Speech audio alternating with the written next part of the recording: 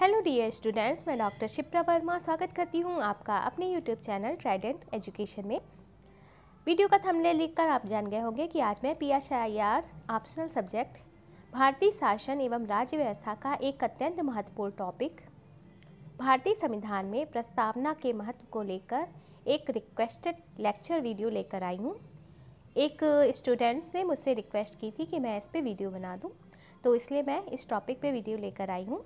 ये most important video है क्योंकि अगर आप UPSC या यूपी पीसीएस के कैंडिडेट हैं या फिर किसी भी स्टेट PCS की तैयारी कर रहे हैं, तो आपके लिए जो GS का पोर्शन है, मेंस आंसर राइटिंग में जो GS का पोर्शन है भारतीय शासन एवं राज्य व्यवस्था, तो उसका एक ये अत्यंत महत्वपूर्ण टॉपिक है भारतीय संविधान में प्रस्तावना का महत्व।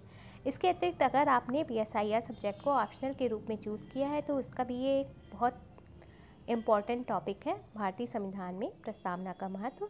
तो आज हम इसे बिल्कुल सरल शब्दों में समझेंगे कि भारतीय संविधान में प्रस्तावना का महत्व क्या है। 2D पॉइंट, तो अंत तक वीडियो में बने रहिएगा, अंत तक वीडियो को जोर से देखिएगा, तभी आपको इससे रिलेटेड मोस्ट इम्पॉर्टेंट फैक्ट्स जो है वो पता चल सकेंगे। ठीक है, इस वीडियो का PDF या मेरे चैनल के जितने भी वीडियो हैं उनके PDF प्राप्त करने के लिए आप लोग मेरे टेलीग्राम चैनल से जुड़ सकते हैं। तो चलिए शुरू करते हैं आज का वीडियो लेक्चर। भारतीय संविधान में प्रस्तावना का महत्व। देखिए, जो प्रस्तावना है इसे हम उद्देशिका भी कहते हैं। तो प्रस्तावना या उद्देशिका किसी संविधान के दर्शन को सार रूप में प्रस्तुत करने वाली संक्षिप्त अभिव्यक्ति होती है।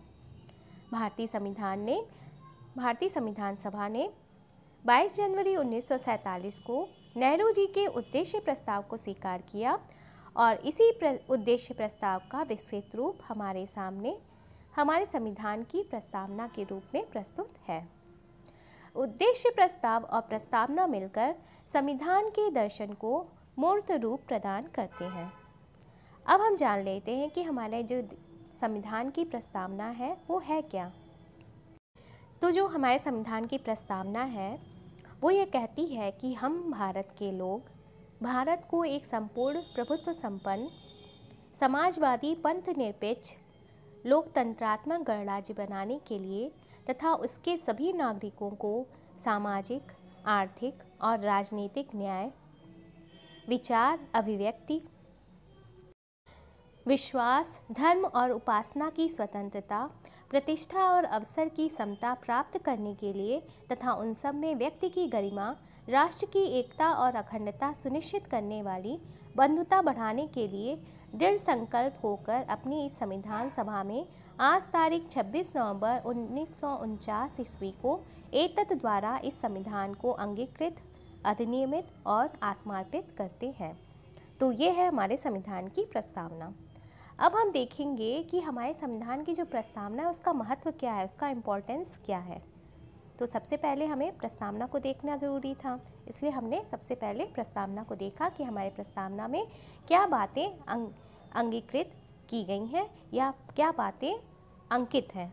ठीक है, प्रस्तावना की उपयोगिता क्या है इसके बारे में हम जानेंगे। तो भारतीय संविधान की प्रस्तावना को संविधान की आत्मा कहा गया है।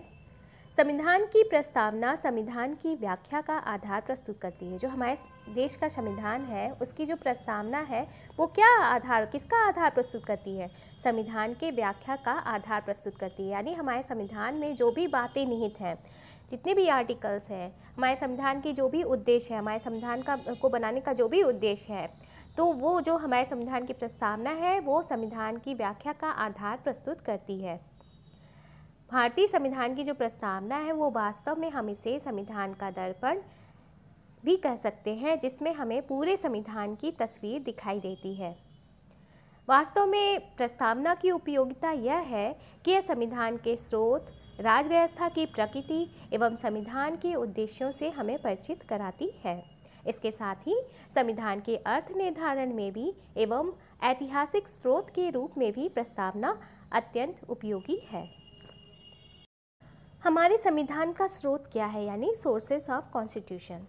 देखिए, जो संविधान की प्रस्तावना है उसमें जो प्रयुक्त वाक्यांश हैं, हम भारत के लोग, सबसे पहले किससे स्टार्ट होती है हमारे संविधान की प्रस्तावना? किस वाक्यांश से? हम भारत के लोग से। तो हम भारत के लोग यह प्रमाणित करता है कि भारतीय संविधान का जो स्रोत है वो भारतीय जनता है। यह भारतीय राज व्यवस्था के लोकतांत्रिक पक्ष को भी प्रस्तुत करता है। अब हम राज व्यवस्था की प्रकृति का परिचय प्राप्त कर लेंगे। भारतीय राज व्यवस्था का परिचय यानी राज व्यवस्था की प्रकृति का परिचय, introduction of the nature of polity. भारतीय राज व्यवस्था की प्रकृति को स्पष्ट करने के लिए प्रस्तावना में 5 शब्द विशेष महत्व के हैं। पहला शब्द है इसमें से संपूर्ण प्रभुत्व संपन्न, यानी इसका अर्थ है सभी मामलों में अर्थात आंतरिक व बाह्य सभी मामलों में निर्णय लेने के लिए भारत संपूर्ण शक्ति रखता है और किसी भी विदेशी शक्ति को इसमें हस्तक्षेप करने का कोई अधिकार नहीं है। दूसरा जो महत्वपूर्ण शब्द है वो है समाजवादी। यह शब्द प्रस्तावना में 42वें संविधान संशोधन 1976 द्वारा जोड़ा गया। भारत जो है वो आर्थिक न्याय की धारणा को लोकतंत्र के साथ मिलाकर चलता है और इस दृष्टि से इसे लोकतांत्रिक समाजवाद कहा जा सकता है। भारतीय समाजवाद अर्थव्यवस्था के स्तर पर निजी उद्यमशीलता और सरकारी नियंत्रण दोनों को साथ साथ रखता है। तीसरा महत्वपूर्ण शब्द है पंथ निरपेक्ष। पंथ निरपेक्ष राज्य की सबसे बड़ी पहचान यह है कि यह न तो किसी धर्म विशेष को राजकीय धर्म का दर्जा देता है और न ही अपने नागरिकों को धार्मिक स्वतंत्रता से वंचित रखता है। भारत के संविधान में यह शब्द 42वें संविधान संशोधन 1976 द्वारा जोड़ा गया, परंतु वास्तव में भारत आज़ादी के समय से ही पंथ निरपेक्ष रहा है। अनुच्छेद 25 से 28 में धार्मिक स्वतंत्रता के अधिकार का अत्यंत व्यापक रूप से उल्लेख भी किया गया है। अतः संविधान में धर्म के आधार पर विभेद का प्रतिषेध किया गया है। आपको इस वीडियो का या मेरे चैनल पे जितने भी वीडियोस हैं उनका PDF अगर प्राप्त करना होगा तो आप लोग मेरे टेलीग्राम चैनल से जुड़ जाइए। इसका लिंक मैं इस वीडियो के डिस्क्रिप्शन में प्रोवाइड कर दूंगी। आप लोग मुझे इंस्टा पे भी फॉलो कर सकते हैं। मेरी इंस्टा की ID है ट्राइडेंट एजुकेशन। आप लोग सर्च करेंगे तो आप लोग उस पर मुझे फॉलो कर सकते हैं। चौथा जो महत्वपूर्ण शब्द है वो है लोकतांत्रिक। इसका अर्थ यह है कि भारतीय राजव्यवस्था शासन के जिस रूप को स्वीकार करती है वह लोकतंत्र है, न कि राजतंत्र और न ही अधिनायक तंत्र या कुछ और। यानी हमारे भारत की जो राजव्यवस्था है वो शासन का उसका स्वरूप क्या है? लोकतांत्रिक। यानी भारत का शासन यहाँ के नागरिकों द्वारा चलाया जाता है। जनसंख्या अधिक होने के कारण भारत में अप्रत्यक्ष लोकतंत्र को अपनाया गया है तथा इसके क्षेत्रीय, भाषाई, धार्मिक, सांस्कृतिक, नस्लीय विविधता को देखते हुए बहुदलीय लोकतंत्र को स्वीकार किया गया है। विचारधारा की दृष्टि से भारतीय लोकतंत्र उदारवादी है और आर्थिक न्याय के कारण सामाजिक लोकतंत्र के काफ़ी नज़दीक पहुंच जाता है। पांचवा और लास्ट जो इसका महत्वपूर्ण शब्द है वो है गणराज्य। यानी इसका अर्थ यह है कि राजाध्यक्ष निर्वाचित होगा, न कि ब्रिटेन के सम्राट की तरह आनुवंशिक शासन होगा।